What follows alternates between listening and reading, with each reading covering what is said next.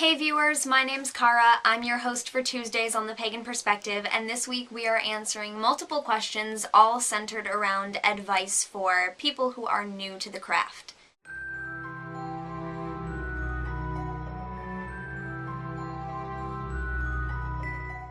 I have written out a script for this video because I knew it would be very long and I didn't want to forget to say anything or ramble on too much, so I will be reading from a script that I am also posting on my blog. All links to everything that I will be mentioning in this video will be in the description of the video and then obviously within the text of the blog. So you should have no trouble finding any of that, and now here we go. Greetings, new practitioner, hopeful practitioner, or person vaguely interested in pagan-related paths. We've been asked this week to give you some advice or suggestions fit to your beginning on this path, or your budding interest in maybe beginning this path. CulainRuledByVenus, I hope I pronounced that correctly, posted a video to this effect and asked what advice we would give along these same lines. I really enjoyed his video and I refer to things he said in my response, so check out his video as well. I want to start with the bad and end with the good. So first I want to talk about what to watch out for and possibly what not to do, and then follow it with positive things to look into and try and forward actions. A lot of people ask me, where do I start? And I'll get to that in this response too, so don't worry. Though paganism and neo-paganism have grown a lot over the past several decades, it's still safe to say that we're a minority, especially depending on where you live. Also, depending on where you live, you'll find different amounts of people who know anything about paganism. You may be in an area where it's fairly known, or in an area where no one has any clue. Both of these situations can be a challenge. Since I'm starting with perceived negatives, first I want to address the fact that this path, being a minority one and not being well known by all, will attract some negative attention at times from certain people. You will face arguments that hopefully you can turn into creative, constructive discussions. You will sometimes want to yell at people, but I plead with you not to do so. From what I can tell, there are three main kinds of opposition that we face, as follows.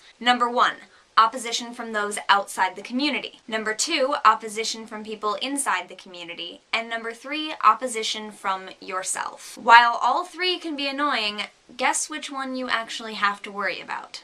Not all three, that's for sure. Let's take a look. Number 1, opposition from people outside the community. This would be people of other religions or other worldviews. Some people outside the community are great about this, being willing to learn and respectful of your views. Unfortunately, there are still a lot of people who will tell you that you're evil, you're being tricked, you're delusional, you need to be saved, you're messing with the wrong thing, and so on. This kind of opposition, while probably the most common, is also the easiest to deal with in my opinion. You deal with it by stating your case simply and politely, saying something like, I respectfully disagree, or I understand where you're coming from, that is just not my path, if you do in fact understand. I think this kind of opposition is best thought of as being just what they were taught. Some people are taught that we're evil, horrible, or brainwashed people. They think they're doing us a favor. I like to think that if they knew more about us, they wouldn't think so anymore. Number 2, opposition from people inside the community. People who follow other pagan paths, or sometimes people who use the same label as you do, but do things differently. Unfortunately, this kind of opposition is pretty hard to deal with, because you're always so tempted to say, we're on the same side, why are we fighting? And I do believe we're on the same side. So while this opposition is almost more hurtful than when it comes from a non-pagan, it can be dealt with similarly. Recognize that even other pagans and neo-pagans will not believe exactly the same way you do, especially since, as you should know, paganism and its related paths are highly individual. Even people who work closely together on the same path will have differences. Learn from them and grow. Number 3, opposition from yourself. This one is the most difficult to deal with, by far. This is the only one you honestly have to worry about because it's about you. Your path is yours alone, so if other people don't like it, oh well. But if you're struggling with something, you need to work it out. You will face periods when you worry that what you're doing is wrong. In most aspects of the craft, you can't really be doing something wrong if you're doing something personal to you. Just because someone else does it a different way doesn't mean that you're wrong. There are very few things I would call wrong. There may be a couple, but very few and far between. And even so, I may just mean that they're wrong for me, but someone else might be fine with it. You will also face periods where you wonder if the path is right for you at all. Face this with courage and questioning. Take some time to figure it out. You may just be going through a rough patch, or you really may want to change your path's direction entirely. If you're feeling off about something, listen to yourself and take the opportunity to investigate. In this case, you'd only be wrong if you forced yourself to keep doing something that had no meaning for you. I think that about covers the scope of negative things, because I think anything you deal with can likely be put into one of those three categories. So let's move on to positive, constructive, progressive things, not car insurance. As I mentioned earlier, people are always asking me, where do I start? I want to follow a pagan path, but there's just so much, I don't know where to begin. After answering this a bunch of times, I finally wrote it out on Tumblr, which I've been linking to, which includes some basic questions that I always pose. These are questions that I think help get a person started right from the beginning, and they also give a pretty good idea of the kind of continual questioning I find within the path, how one answer leads to more questions. Things like, do I believe in a higher power? Do I believe in magic? What role does it play in my path? What role does nature play in my path? Do I believe in reincarnation, karma, and so on? I will probably extend this list officially at some point, but I believe even the form it's in now is a big help for many people. One of the other basic things I'm always telling beginners who ask is that our paths are very much about learning. Learn all you can, read all you can from as many different sources as you can. If you like a certain author, by all means read as much of their work as you can. Also make sure you read other authors. Compare how they think alike and how they differ. Watch videos from people online. Look for people on different paths to compare them, and also look for people who follow similar paths in order to see differences between individuals. Read people's blogs as well. Look at photos of people's altars. Take ideas from people and try them out. Use what you like, and don't be afraid to acknowledge when something doesn't suit you by just not using it. You don't have to do every single thing in one book or another, or everything one person online says. If someone swears up and down that you have to do a certain thing a certain way, not only are they not a very good person to be getting advice from, but they're also not you. If their way has no meaning for you, then what good is it? It's empty. Even my ways that I've discovered are good for me are not likely to exactly fit anyone else. You will find people who match well with a lot of your beliefs and practices, and that's awesome. Treasure that where you can, and also treasure the diversity of belief and practice which helps us all survive. Know that whatever you learn, none of us ever know it all absolutely. We may become a lot better at some things than others, and develop main areas or have specific gifts and talents, but that doesn't mean that there is never any further to go or that we've learned it all. We are always learning and growing, and that is why it's called a practice, not a performance or a mastery. The person who asked us to do this topic mentioned that about learning, and he also mentioned a few more things that I agree with. He talked about how getting out in nature is very important to do.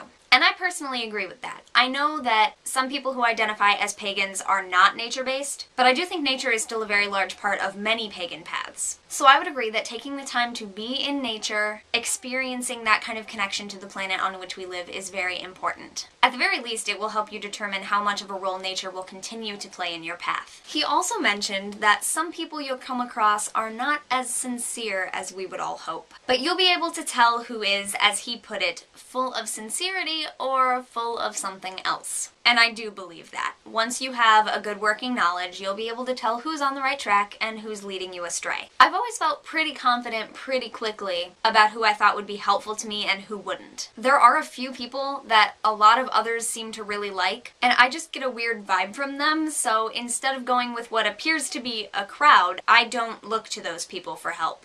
I'm okay with that. Not everyone finds me helpful as I try to be. I'm also okay with that. I know my way is not the only one. Going along with that, CulainRuledByVenus, again, I hope I'm pronouncing that correctly, it's Culain, isn't it? Also mentioned the idea of proof, and that proof is not our goal. You will come across people, opposition from outside the community, who want you to prove your beliefs. You don't have to. And what's more, you really can't. It's about personal experience, and while personal experience cannot always be trusted, especially in cases where someone's only experience is very negative, but perhaps if it had been approached a different way, their experience could have been positive, so I think trusting one person's only experience is not a fair look at the whole.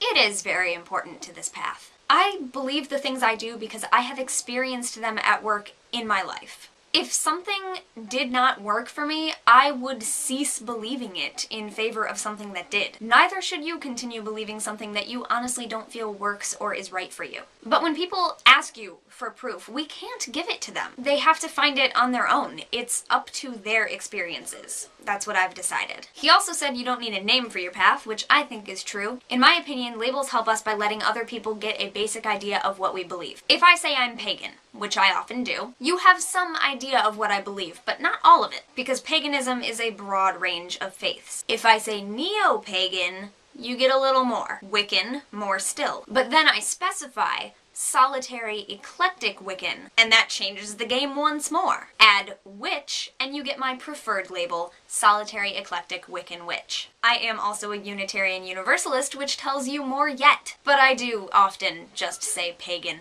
I use a lot of different words, and when you get right down to it, I don't really care which is right or true. They are all true. They are not what makes me, me. So I don't care so much if someone calls me a neo-pagan instead of a pagan, or a practitioner of magic instead of a Wiccan. Labels just help, so use them if they help you, but leave them alone if they begin hindering you instead. Finally, I love one thing that Culain said in his video. Stay true to you. Be more concerned with understanding than with being understood. Paganism, witchcraft, whatever you wish to call it, our path, I will say, for in looking at the big picture, we are all in it together, is about the journey. It is about learning, understanding, practicing, doing, meeting, questioning, celebrating, revitalizing, honoring, knowing and not knowing. It is communal, it is personal, it is mine, yours, and ours. It is different, it is all the same. Before I end this, I must address the other two questions from another user that go along with this week's topic. First, how does a 12-year-old raised in a Christian family be a pure pagan if they were never taught how? I was raised Catholic, and it's true that not every pagan would consider me a pure pagan, whatever that means. But it hasn't stopped me in the least. I've called myself a Wiccan, pagan, etc. for about 8 years now. It is a huge part of my life. I began my study around your age, about 10 to 12. And by the time I was 12, I had decided on my path as far as what I would study. I didn't embrace the labels until later when I had learned more. So, how do you do it? Take a look at those questions that I posted for beginners. Start asking yourself serious questions about what you believe so far. And then the advice is much the same. Read as much as you can, watch videos and read blogs, and then practice. When you read or hear about something that sounds like it might be good for you, try it out. You don't have to have fancy ritual tools, especially when you're so young and living with a family who may not approve of such things. Find symbolism in simple objects around the house or in nature. Remember that your most important tools are your body and your mind. You can use other things later or substitute things like a stick for a wand, as so many of us do as little kids anyway. You have enormous potential. Go ahead and use it. And as I said earlier, you'll know who will be helpful and who you shouldn't listen to. And if you're not sure, ask someone you do trust and go from there. Your other question was, how many gods are there? And that answer really depends on who you ask. My personal answer is that an infinite number of gods exist. Some people only recognize one, some recognize two or a whole pantheon, and I personally believe, how did I word this? And I personally believe that any number of gods that humans have recognized so far exist in their own way, and any gods we continually create also exist or have the potential to exist. Therefore, I say infinite. I have no way of knowing how many. It all depends on how many you recognize, believe in, or choose to work with. Me, I work with God and Goddess, recognizing all others as aspects of them. Other pagans will have different perspectives on this topic. I may address this on my personal channel sometime as well, because the question of deity is coming up a lot lately. Thank you all very much for watching, listening, or reading if you read this on my blog. I'll see you next week on the Pagan Perspective, and until then, blessed be, and goodbye. Scripting videos is helpful because I can also post them on my blog, but it's really difficult because I always want to make the video match it exactly, so I have to do a line at a time. So if that seemed really choppy, that's why. It's because I wanted to make sure that I was getting my own words exactly. So yeah, okay.